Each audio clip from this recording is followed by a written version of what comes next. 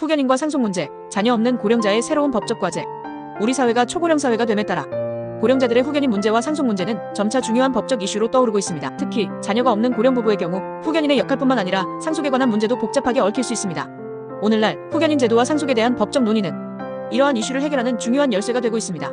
후견인 제도의 변화. 후견인 제도는 고령자나 장애인이 법적, 재정적 권리를 제대로 행사하지 못할 때 이를 대신할 후견인을 두어 그들이 정상적인 생활을 할 수 있도록 돕는 제도입니다. 하지만 고령의 후견인이 이 역할을 계속하기 어려운 상황이 늘어나고 있습니다. 예를 들어 고령의 할아버지가 중증 환자인 할머니의 후견인 역할을 맡고 있다면 후견인으로서의 역할을 더 이상 지속할 수 없다고 판단할 수 있습니다.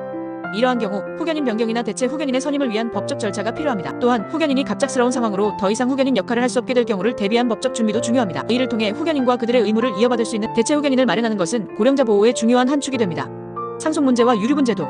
자녀가 없는 고령 부부의 경우 상속 문제가 복잡하게 얽힐 수 있습니다. 특히 형제자매나 다른 친족들이 상속을 주장할 수 있는 상황에서 유류분 제도가 중요한 역할을 합니다. 최근에는 유류분 제도가 위헌 결정으로 논란이 되었는데, 이는 상속이 개시될 때 형제자매나 부모의 유산에 대한 권리를 어떻게 배분할지에 대한 문제를 다시 한번 상기시키고 있습니다. 이러한 상황에서 자녀가 없거나 친족 간의 갈등이 예상될 경우 사전 상속 계획을 철저히 세우는 것이 중요합니다. 상속 계획을 세울 때는 법적인 조언을 받으며 자신의 의사에 맞는 유언이나 증여 계획을 마련하는 것이 필요합니다. 특히 치매나 장애 등의 상황에서 의사결정 능력이 제한될 경우 법적 분쟁을 최소화할 수 있도록 대비책을 마련해야 합니다. 후견인과 상속의 통합적 접근.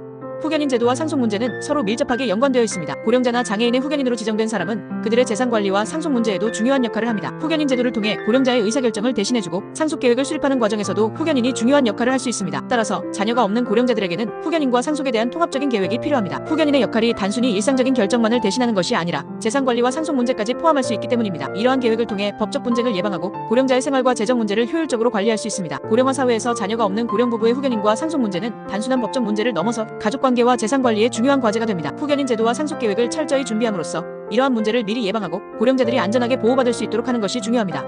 법적 변화와 제도적 문제를 미리 예측하고 대비하는 것은 고령자 보호를 위한 중요한 첫걸음이 될 것입니다.